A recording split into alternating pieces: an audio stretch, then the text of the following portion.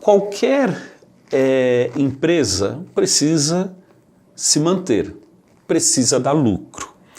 Como que o portal de compras públicas hoje monetiza para prestar esse serviço que presta aí para o Brasil?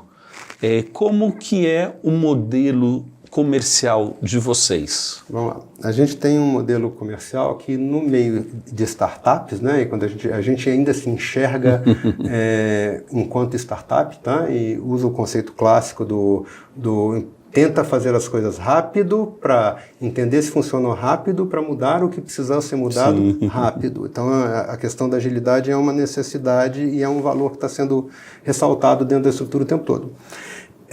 A gente tem um pedaço, o modelo chama freemium, não sei se você conhece a expressão. Você conhece certamente, quem está acompanhando talvez não acompanhe. Freemium tem um pedaço que é gratuito e tem um pedaço que é pago. Tá?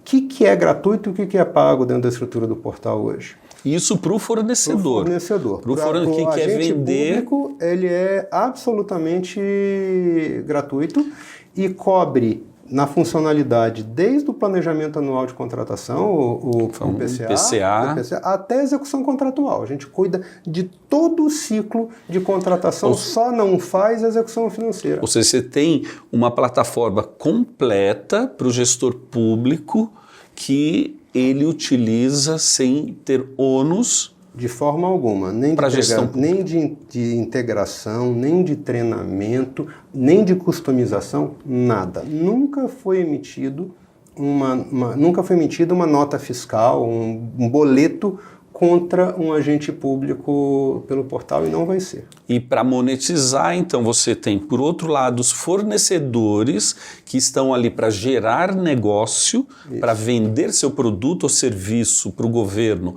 através do portal de compras públicas. Mesmo assim, para esses existe um pedaço gratuito e existe um pedaço que aí sim você monetiza, você cobra. E então esse pedaço cobrado hoje, essa taxa para poder participar de licitação no Brasil todo, vender para o governo em quase todos os municípios, vocês estão em grande parte aí dos municípios, quanto custa isto hoje para um fornecedor? O que é gratuito? Vamos lá. Não.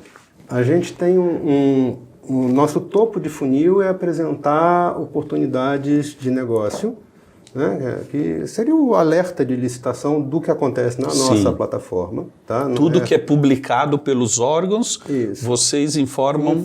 A gente dá visibilidade na internet e a gente informa para o fornecedor. Ok. Tá? E esse é o primeiro pedaço. O segundo pedaço é que a dispensa de licitação, né, que cresceu muito após a nova lei de licitações, aumentou o teto e aí os gestores públicos estão dando preferência para a dispensa, que é um processo mais rápido. Exato. Esse é um processo que também é gratuito para o fornecedor. Então, a gente tem esse primeiro contato com o mundo licitatório, ele é um processo gratuito para o fornecedor. A gente não onera isso aí e é uma outra preocupação que a gente sempre teve. Porque, de novo, eu atendo muito órgão comprador remoto, pequeno. A estrutura tem que ter algum tipo de olhar carinhoso, por assim dizer, para o pequeno fornecedor e principalmente para esse cara que está nessa ponta mais distante. Então a gente busca facilitar a experiência do pequeno dentro da plataforma. Então a gente tem uma política de, na hora da cobrança, que eu tenho que efetivamente cobrar, né, o que eu consigo fazer de forma gratuita, a gente entende que é para o pequeno e que deve continuar sendo gratuito. Entendi. Então as dispensas, aquelas oportunidades, por exemplo, de vender toner de impressora para um município pequeno, esse empreendedor que quer entrar e tentar essa oportunidade, ele não tem custo nenhum. De plataforma nenhuma. Entendi. Então, ele vai ter custos de ferramental, talvez algum custo com a Forset. Com a Forset, que complementa isso daí. Se ele quiser ter mais eficiência, mas se ele quiser fazer uma primeira experiência 100% manual, 100% gratuito, ele vai conseguir fazer. Ok. Tá? E a partir daí a gente tem o modelo do pagamento para participação em processo único, tá? Que é uma exigência que cá entre nós eu entendo de onde veio, mas eu não acho que seja uma solução das mais inteligentes, não. Se eu quiser participar de uma única licitação, eu pago então, você tem um modelo que você paga pontualmente por participar daquela licitação, que não é uma dispensa. Ela tem um valor acima de uma dispensa. A linha de corte hoje para bens e serviços comuns é de 62 mil e uns quebradinhos, não é isso? Acho que atualizou para 62? Tá na casa. A gente tem os universitários aqui. Depois o pessoal bota na legenda o valor certinho aqui, eu ainda não decorei o valor novo não, pessoal. E acima desse valor, se é uma concorrência, se é um pregão eletrônico, ele vai ter que pagar essa taxa. Ou da única, que aí eu dou uma dica para você que está nos ouvindo. A não ser que seja muito específico o seu serviço, não para num só, não. Tem oportunidade de todo tipo e jeito dentro do que a gente faz. São entre 300 e 400 processos licitatórios dia, são mais de 11 mil oportunidades únicas de negócio todos os dias no portal. Tá, tem muito negócio acontecendo em Apocalypse Free. Mas voltando ao que eu estava falando, o outro modelo qual é? É um modelo de assinatura, tá? Que pode ser ou mensal ou anual, pré-pago. Okay. Tá? Você paga para usar, tanto a gente não tem nenhum formato de cobrança. Tá? Eu nunca negativei ninguém, nunca protestei ninguém. Você não fica inadimplente com o portal. É um modelo pré-pago, parece muito com celular. Você compra o crédito, no caso meu crédito é tempo. Ok. Usa ao longo do tempo. Se você quiser mais, você continua pagando. Se você não quiser mais, você não paga e acabou a brincadeira. Não paga, também não usa. E se você quiser voltar depois, mesmo que você passe 3, 4, 5 meses sem utilizar o portal por algum motivo, quiser voltar depois, vai pagar de novo a partir daquele momento. É só essa cobrança que a gente faz. Ô Léo, é importante você falar isso porque existem modelos no mercado de cobra um percentual no êxito, ou seja, quando o fornecedor ganha uma licitação, é cobrado um valor adicional ali. Hoje o portal de compras públicas trabalha com esse modelo? Não, definitivamente não. E não é que eu não goste de dinheiro, por assim dizer. Não, é uma escolha pensada, literalmente é uma escolha. A gente sabe que tem gente no mercado que faz. Seria uma escolha, cá entre nós, muito significativa para o portal, porque ano passado a gente chegou na casa dos 120 bi de contrato registrado que a gente acompanhou, negociados pelo portal de compras públicas. A gente sabe que tem players no mercado que estão cobrando aí entre 0,5% e 1% desse volume. Já era o suficiente para mim há muito tempo, tá, Edson? Eu já não precisava estar aqui, são quase 9 anos de estrada, eu já podia ter parado há algum tempo lá para trás. Não é nem na mesma ordem de grandeza. Mas por que a gente não faz isso? O Tribunal de Contas, primeiro, já disse lá em 2005, a primeira vez, que não podia. E eu entendo que não pode mesmo, não. Segundo, por quê? Porque eu não sou. Quando você fala em participação em resultados, ou taxa de corretagem, chame do que for, você está partindo do pressuposto que a pessoa que está recebendo aquele dinheiro, ele está agindo de forma direcionada, tá? É uma atuação concreta, ativa, para ter êxito. Para ter um êxito. Eu não sou a pessoa que define se A ou B vai vencer. Tá? Nesse caso, a Forset tem muito mais papel disso do que a gente. Eu sou a plataforma. Eu sou o lugar que registra e que faz e que busca garantir que a lei está sendo respeitada. De um lado e de outro. Você tem atos do lado do comprador, que são de autonomia do comprador, e você tem atos do lado do fornecedor, que são atos que são decisões de negócio, que são registradas pelo portal e que são avaliadas de acordo com a base legal vigente se aquilo dali está apto ou não a seguir. Você hoje tem, você não tem a responsabilidade do êxito, você tem a plataforma. Aqui na Forseti, como você comentou, nós temos todo um equipamento de ferramentas, uma plataforma de ferramentas que ele proporciona uma melhor performance nos processos licitatórios dos nossos clientes. Então eles são mais ágeis, nossas ferramentas automatizam o processo, mas mesmo assim a gente também não adota o modelo de comissionamento, participação no êxito, porque a gente entende que isso também onera o custo Brasil. Perfeito. Porque esse custo teria que ser repassado para o órgão público. Necessariamente. Então a gente também não onera. Então hoje na Forseti o cliente, como no portal de compras públicas, ele sabe o que ele vai gastar, o que ele vai investir na Forseti no ano. É aquilo dali, somente aquilo dali.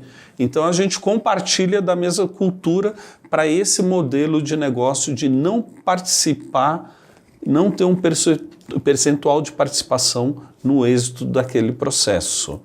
Eu acho bacana da parte de vocês, mas veja bem, eu conseguiria enxergar vocês que estão agindo de forma concreta para buscar esse êxito, tá? Cobrando esse tipo de coisa. Para a gente, enquanto plataforma, eu entendo que não faz o menor sentido, porque eu sou um agente registrador, pessoal. Eu sou muito mais uma estrutura que é quase que cartorial. A minha função qual é? É garantir e demonstrar que você, agente público, fez aquilo na hora que fez, e você, comprador, nas suas várias camadas aí, fez aquilo na hora que fez, e que o resultado final é aquele por conta dessa integridade de cadeia de ações que está registrada. Então eu não tenho papel nenhum para isso. Eu não sou o cara que escolhe quem venceu. Longe disso. Eu sou apenas o cara que consegue registrar aquilo que aconteceu durante as várias fases legais do processo e apresentar qual é o resultado na ótica da legislação vigente. Cá entre nós, fazendo uma ponte lá para trás, de acordo com o entendimento do órgão. Porque a gente tem uma legislação hoje que permite um grau de personalização, né, e de customização alto. Então, em última instância, você tem um conjunto de regulações bem complexo hoje no país, e eu entendo que ainda vai ficar um pouquinho mais complexo antes da gente começar a concentrar isso de novo. Bom,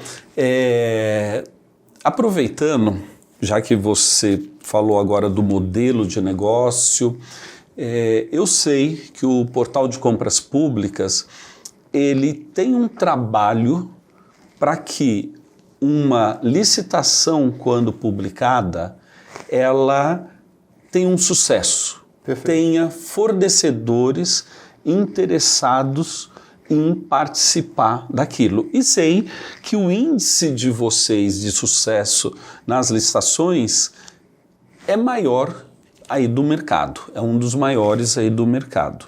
Então explica pra gente qual o trabalho que vocês fazem para que uma licitação realmente tenha participação de fornecedores interessados e que o órgão consiga realmente comprar esse produto, esse serviço que foi publicado naquele edital. Nossa, esse é um trabalho bem amplo.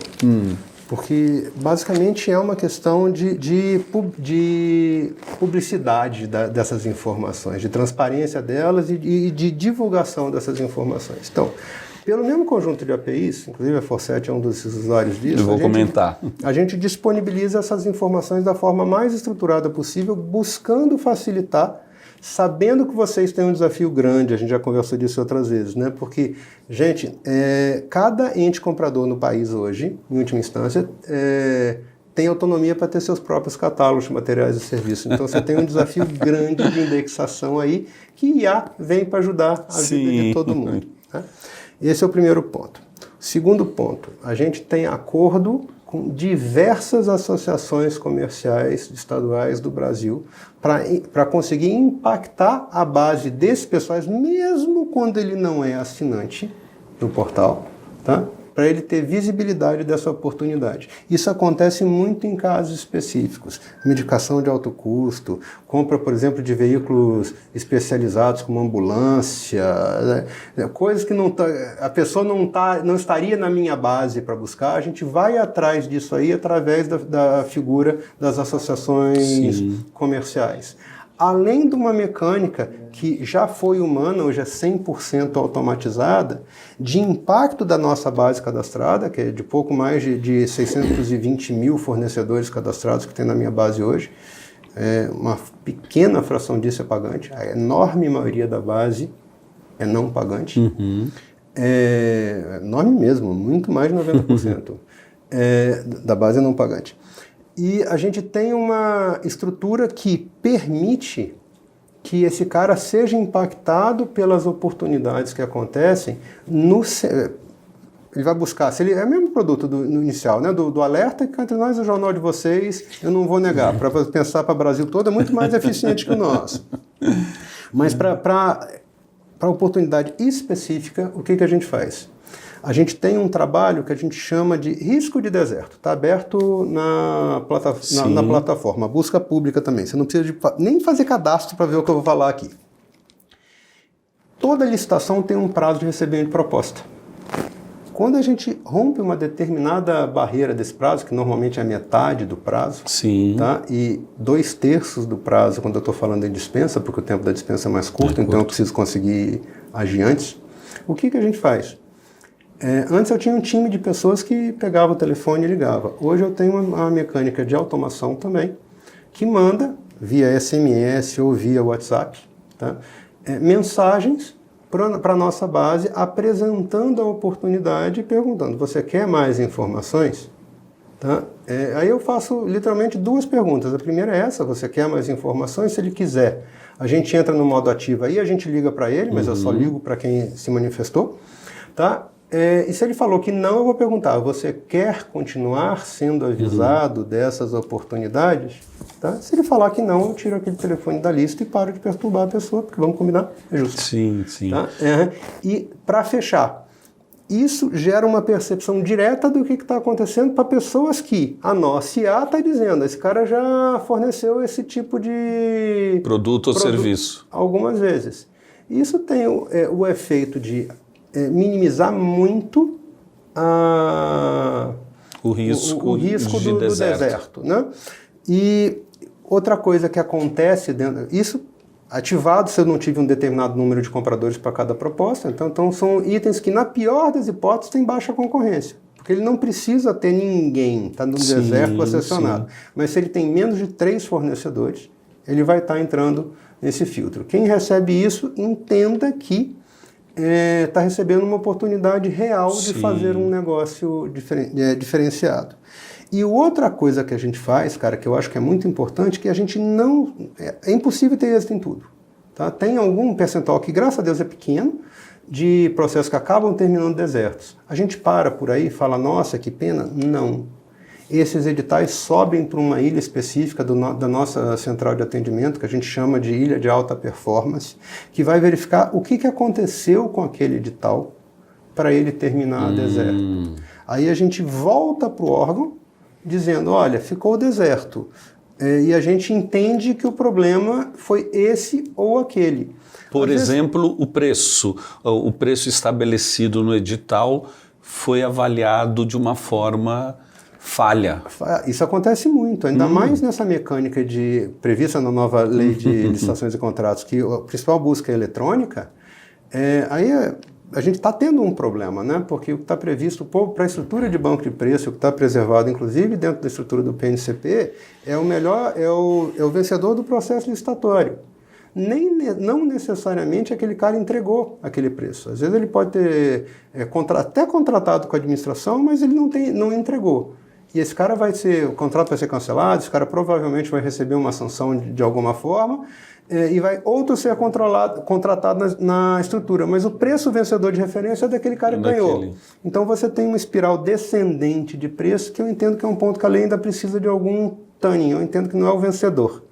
O que tinha que estar aparecendo no... É o preço que contratou. É o preço do contrato performado. tá, do contrato é entregue. Porque não adianta fazer contrato e não cumprir. Tá? Então, isso está gerando alguns problemas de preço. Outras coisas que acontecem, a gente atende muito município pequeno também. Apesar de terem 5 capitais estaduais, eu tenho muito municípiozinho pequeno.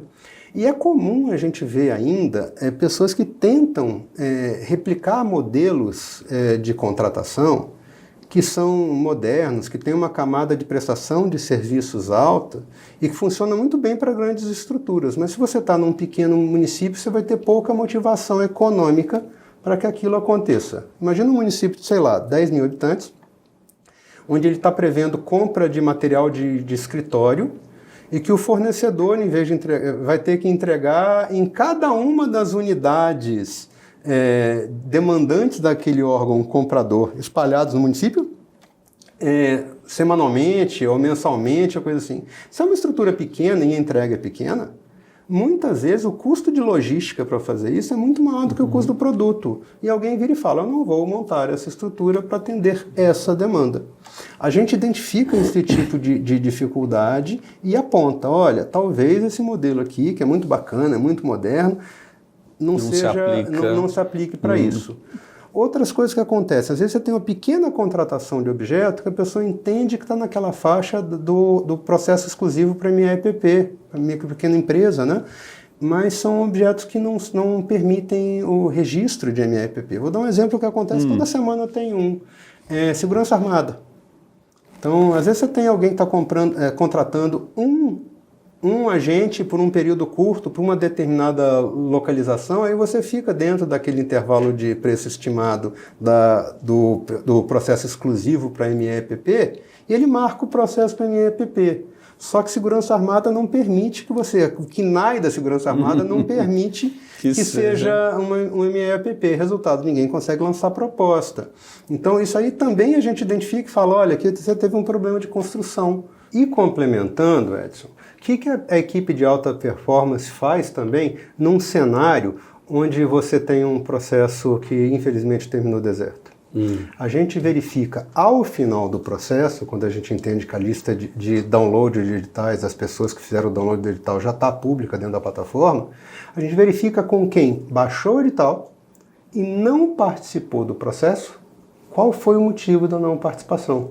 Para a gente, em cima disso, poder discutir, inclusive com o órgão, muitas vezes, qual que é a estratégia para uma republicação daquele objeto.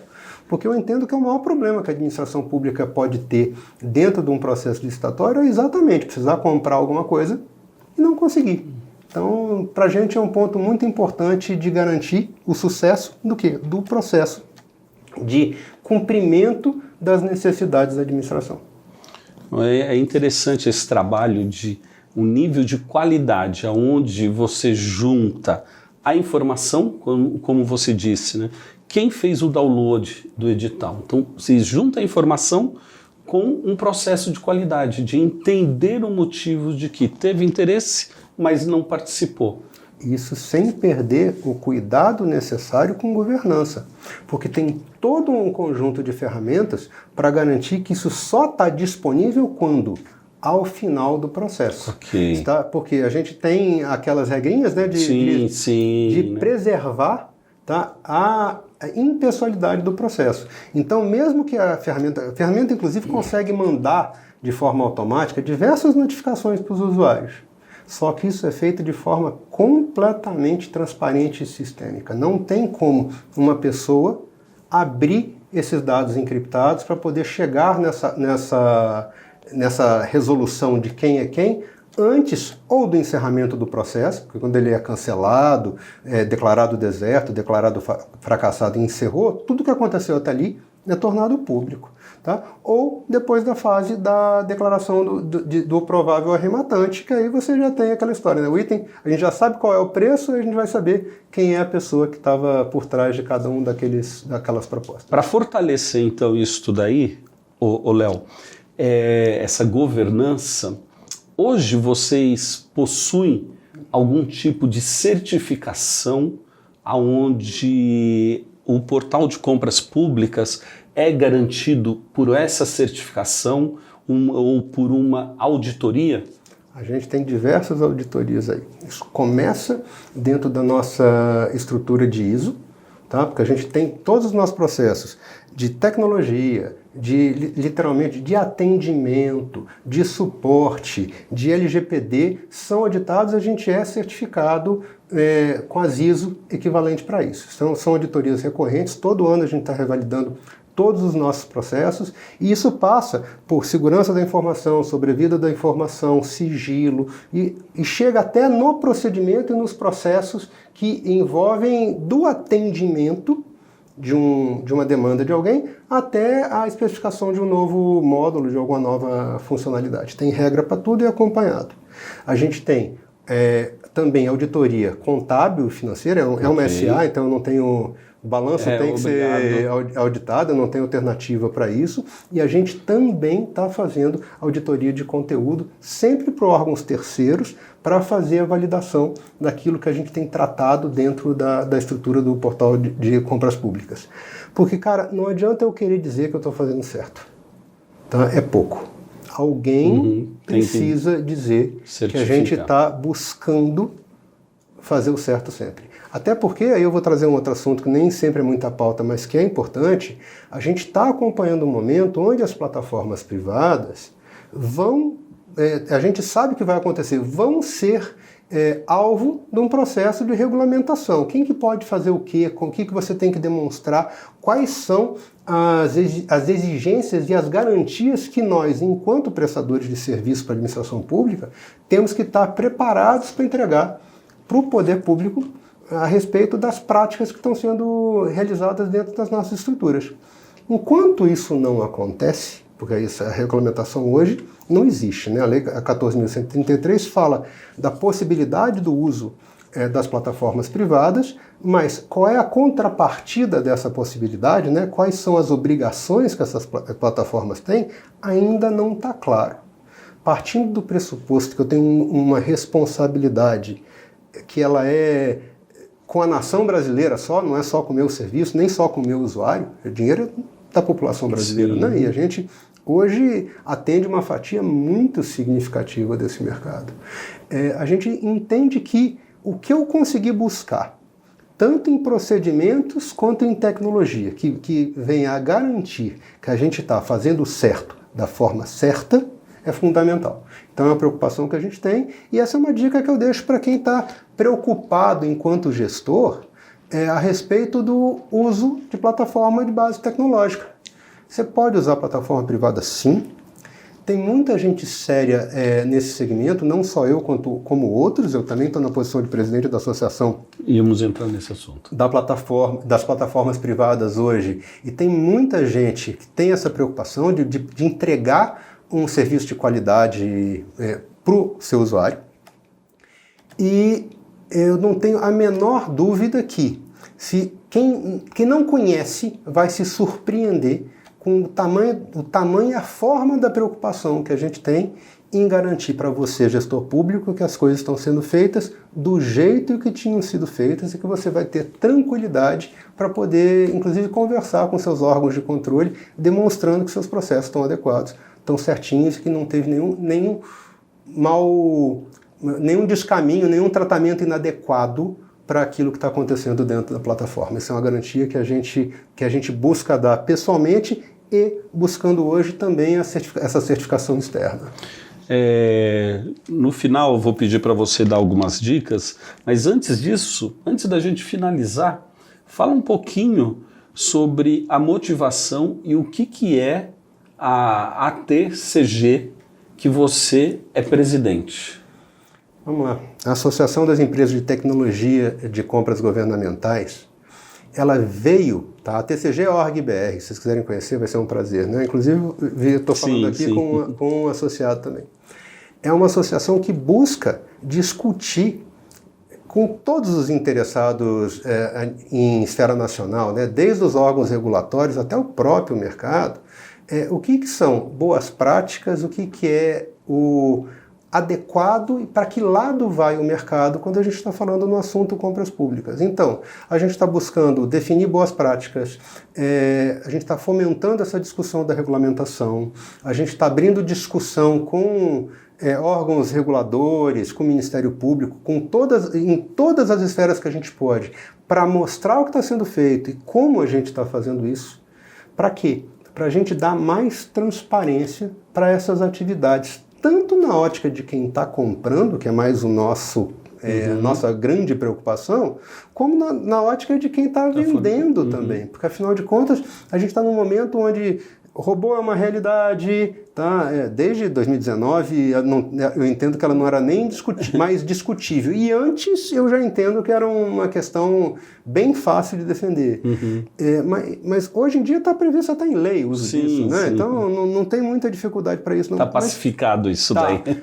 Até onde isso vai? O que a gente consegue fazer? E mais, para onde isso vai caminhar? Porque a gente passou 31 anos com uma legislação anterior, né, que é a 8666, 93 até final, né, quase 31 anos, né, até final de 2023, e eu não tenho dúvida, a tecnologia está acelerando muito. A gente vai continuar vendo muitas mudanças, tá, de cunho tecnológico e de cunho de aplicação nos próximos meses nesse processo regulatório. Tem muita água para passar debaixo dessa ponte ainda e tem muita mudança que esse mercado vai sofrer num prazo muito menor. Não leva 30 anos para mudar de novo não, pessoal. Eu dou só dois comentários, um sobre governança. Quando eu fui conhecer a sede lá em Brasília, houve um incidente que eu fiquei preso dentro de uma sala, porque todas as salas são com código para entrar e eu, como visitante, não tinha um código para sair. Então realmente eu provei da governança que existe. Até nesse detalhe. E outra, a associação, né, a TCG, ela está fazendo um trabalho aí muito interessante, porque reúne todos os players do mercado numa visão não de concorrência, e sim para estabelecer padrões mínimos de governança, de cumprimento de regras, de tecnologia, para que os portais que realmente são sérios consigam permanecer num nível mínimo de exigência no mercado. Então eu participo também de perto disso e estamos aí com várias iniciativas lá dentro, e parabéns, porque o Léo é o presidente lá e é a pessoa que empurra essa iniciativa. E para finalizar, Léo, deixa um recado aí para a gente, para os nossos assinantes e não assinantes, tanto para o gestor público, já que o Portal de Compras Públicas tem um trabalho muito grande que faz com o gestor público, e para o fornecedor também, que é a outra ponta que utiliza o Portal de Compras Públicas. Dá um recado aí para eles, e eu estou aqui de prova. O Portal de Compras Públicas, ele é referência do mercado. Hoje é o portal que tem mais editais publicados dos portais privados, e a inovação e tecnologia utilizada é referência, porque nós somos parceiros e possuímos uma integração com o Portal de Compras Públicas. Então a gente pode validar isso daí. Mas quem não enxerga toda essa realidade, deixa um recado para eles. Vamos lá. Para você, gestor, além do que eu já coloquei, entenda que a gente tem uma solução que foi desenhada para que você possa aplicar dentro da sua estrutura de compras o entendimento do seu órgão, do seu ente, aquilo que você tem que fazer. Dentro da estrutura do Portal de Compras Públicas, você tem controle a respeito de como é que você vai parametrizar o sistema, de acordo com os seus regulamentos. Tanto é que a gente não atende só a 14133, a gente tem regulamentos do Sistema S, conselhos, tem diversos, lei das estatais, a gente trata diversos regulamentos que são específicos, não só a 14133, para permitir o quê? Que você faça o seu processo de compras de acordo com o regulamento que foi estabelecido dentro do seu órgão. O primeiro ponto é esse. É a sua regra que vale, não é a regra da plataforma. Você tem autonomia em cima disso. E de forma complementar, pessoal, com a 1433 especificamente, a gente teve uma ampliação do escopo da legislação, né? A gente parou de falar, que nem a gente falava na legislação anterior, da fase externa, né? Da escolha do fornecedor propriamente dita. Isso ainda é um pedaço mais importante da nossa conversa, mas ele não é mais toda a conversa. A lei trouxe uma demanda de planejamento muito grande, com uma série de artefatos que precisam ser devidamente tratados, e de gestão contratual prevista na lei. Então, se você tem a necessidade de ferramentas para cumprir essa lacuna, venha conhecer também as ferramentas do Portal de Compras Públicas para isso, absolutamente sem ônus. Chega-se ao ponto de ter alguns órgãos de boa importância na esfera estadual do Brasil afora, em vários estados aí, que têm nos usado tão somente para fazer publicação desses artefatos de fase interna antes da utilização propriamente dita da nossa plataforma. Isso não é um problema para acontecer. Exemplo, ETP. Exatamente. Eu vou aqui evitar citar que órgãos, vocês vão falar que é exagero, mas não são não. Dá uma pesquisada depois no Portal Nacional de Contratações Públicas, o PNCP, que você vai acabar achando a nossa marquinha em alguns órgãos que você não esperava que tivesse ali dentro. Vocês vão ter gratas surpresas aí. Mas a gente faz ETP, o PCA, toda a fase interna, documento de originação da demanda, todo aquele processo de instrução da mecânica de compra acontece dentro do portal. E toda a parte de contrato também acontece no portal, em duas formas. Ou direto na nossa plataforma, ou em integração também por API com o sistema do próprio órgão, para que você possa ter um ponto só de conexão com o Portal Nacional de Contratações Públicas, que não é mais uma opção, é uma obrigação para a gente poder garantir a eficácia das contratações públicas. Isso está previsto em lei, isso tem que ser feito. Então, se você já tem solução, você pode, mesmo assim, utilizar o Portal de Compras Públicas para essas etapas fora da esfera da escolha, da fase externa do processo licitatório. Para quê? Para ter um caminho só de conexão com o PNCP e não tem que estar preocupado com diversos integradores de serviço que são fundamentais para a eficácia da lei, mas desnecessários quando você usa uma plataforma que começa no começo e termina no final. Eu vou ter que fazer um comentário. Então, o que você está falando é que, mesmo que o gestor público tenha uma plataforma que faz a parte externa somente, que é a parte da publicação e disputa, ele pode utilizar o seu portal, o Portal de Compras Públicas, para confeccionar todos os documentos necessários na fase interna, que é antes da publicação, e você integra com o PNCP, e isso tudo já vai ser publicado no PNCP. Se ele não quiser utilizar a plataforma, se ele está ainda com uma outra plataforma que não tem isso, ele pode ou não continuar lá. Tem gente que tem feito isso. Tá? E depois do processo licitatório, a gestão de contratos, principalmente em esfera municipal, tem peculiaridades que são muito específicas, e a gente tem uma solução de contratos que hoje já atende em torno de 500 compradores, também completamente gratuito para a administração pública. Bem, e para o fornecedor, que é um público principal aqui da Forset, nosso mercado são os fornecedores, o que você tem de dica para motivá-los a utilização do Portal de Compras Públicas? Além daquilo que a gente já conversou, a gente tentar deixar o mais simples possível o começo da sua jornada nesse mundo das licitações, que talvez não seja exatamente o público da Forset, né, que o pessoal da Forset já conhece o processo licitatório, senão talvez não tivesse chegado até vocês. O que a gente tem para dizer, pessoal? É muito comum, quando as pessoas falam em licitação, de falar tão somente no portal do governo federal, no Compras.gov. Sim. Gente, tudo bem, o Compras.gov é super relevante, é muita coisa. Tem muita oportunidade de compra fora da estrutura do governo federal ainda. Tá? O governo federal deve ter talvez 30%, 40%, eu não sei o percentual disso. Aliás, você Nós até vimos os números agora, mas antes de vir para cá, né, a gente tem um painel que mostra isso tudo aí, mas eu não vou também dar um valor agora que eu não me recordo exatamente, mas é só para vocês terem uma ideia de tamanho. Tá? Eu já falei em volume e quantidade de oportunidades. A gente trata no portal de compras públicas algo em torno de 10 a 11 bilhões de reais todos os meses de oportunidade de negócio contratado. O valor de referência é muito maior. Então, dentro dessa hora, tem negócio em esfera municipal, sim. Não olha só para governo federal e estadual, não, que vocês estão deixando verdadeiros rios de dinheiro para trás. Tem oportunidade de negócio séria e tem muita gente fazendo excelentes negócios olhando exatamente para esse segmento. Ok, a gente finaliza por aqui.